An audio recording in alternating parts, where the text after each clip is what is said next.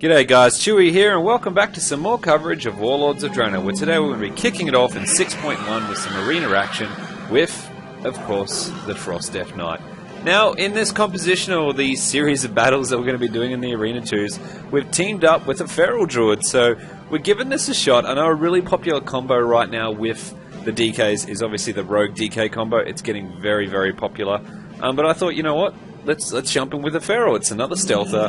They have immense abilities to do some burst, and if we can keep them distracted long enough, and my faithful little Feral buddy is able to pump in and do the burst and pump out, well, he's got the ability to off-heal like a hybrid, which is awesome just for this team composition, I think. So the game tactic guys are up against a Restoration and another Frost DK, so obviously the idea here is because it is a Restoration Shaman, you know, you can actually train them quite hard. Obviously, they can proc a couple of abilities. I mean, we almost got the kill here. And I think if we would have just teamed up with a little bit better stun on my end, we probably could have got it then. But you can actually take the Restos down pretty fast. And pretty easy out of all the healers, in my eyes. I mean, some of your harder healers might be the Disc or even the Druid because they're so sticky. But once you get through that onslaught and you forced him to do his major abilities, he's pretty much easy picking in terms of the healers. So that's why in this one we went for all out as we could on the Shaman. You can see here, if I would have played that a little bit better there, another great opportunity to get that Shaman down. You can see now he's popped his Earthen Ring, or his Earthlink, I think that ability is, which basically allows him to spread the damage that he takes over both the opponents. So you can see that the immense damage we're doing to the Shaman now actually spread a lot of that damage over to the DK as well, which is kind of good because we've spread our damage against both opponents. So obviously the Resto Shaman is able to heal up quite fast there. We're trying to onslaught, and you can see that you know, the beauty about it is if you watch the motions there, it's a little bit crazy, but my Druid is jumping in and out of cat form, healing, then popping back in again. So that's just a great thing in this team composition. Obviously, I've taken a little bit of damage already from this play. I haven't popped any of my major cooldowns, which include my ability to regain 50% of my life. I think I've had some comments about Death Siphon. I mean, if I was a little bit better with my rotations, I'd go Death Siphon. Here comes the kill, guys, anyway. Oh, man, that second one. Really painful thing with the Shamans, they get two of these now. It used to just be one, so they got two opportunities to link it down. At this point, I started spreading a bit of my dots, and then I went straight back to the Shaman, closing in for the kill. But yeah, like I said, guys, I prefer Death Pack. A lot of people, you know, I guess some of the more pro players would be using Death Siphon, and some other people a little bit more DK experience could go to Death Siphon. But for me, I'm just trying it out with the Death Pack and really trying to nail down those rotations in the first. You can see not too bad. We've managed to get him down critical. We just need to interrupt the heals and the choke. Oh, here it is, guys. This is the finisher. And he's dead. Oh, man. Did you see that? This Shaman is like just hanging in there. Here it is. You're dead now. There's no way. There we go. And pretty much at this point, it's easy picking. Keep on the DK, keep him distracted. I'm pretty much almost at full life. You can see now that my in the top left-hand corner there, my Druid is healing himself up. Not that he needs it, because we won the match. Let's jump into another one. Alright guys, what have we got up next? The Beastmaster Hunter and another... Discipline Priest, really? Oh my god. You know, I absolutely hate it when you go in for a double DPS combo and like for the first 4 matches you just play nothing but heals comps. Granted, you know, we can destroy a Priest pretty good though. I mean, with the amount of bursts that we can pull off. I mean, yes, I've foregone some of my abilities to burst by not actually going for the Breath of Cindergrosa. But you know what, I just like the Necrotic Plague.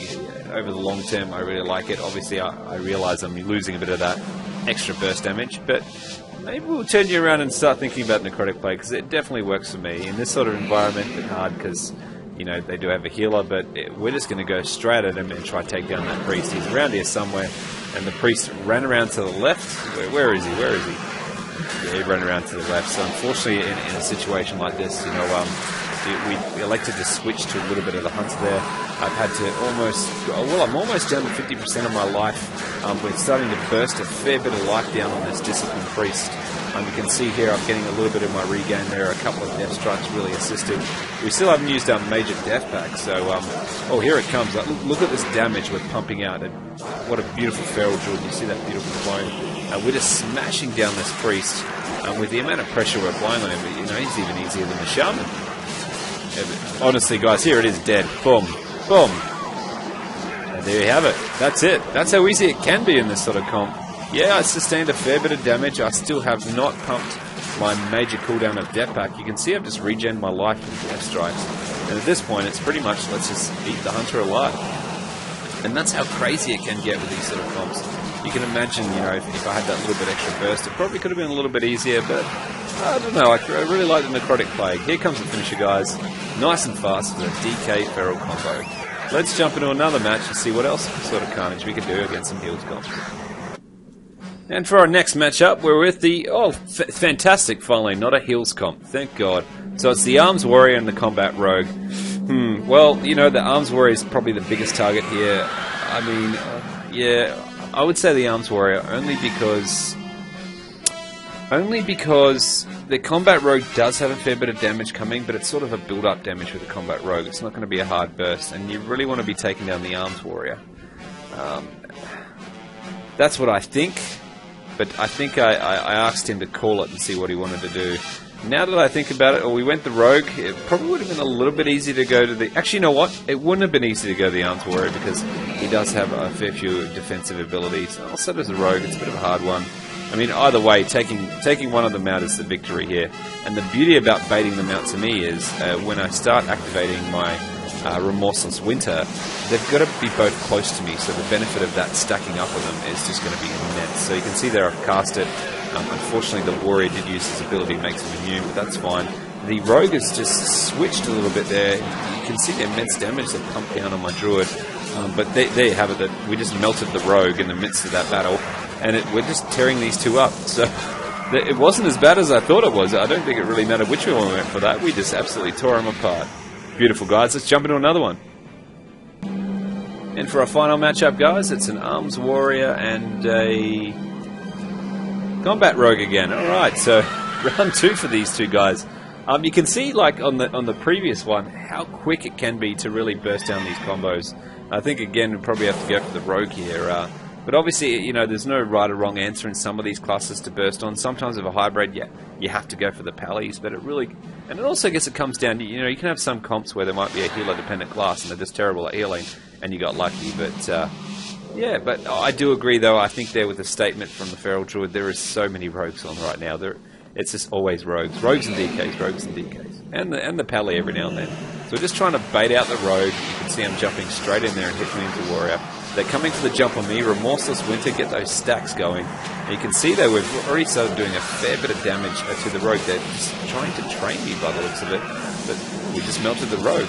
Looks like this is another fast one, guys. I hope you enjoyed the coverage. It's pretty much victory at this point.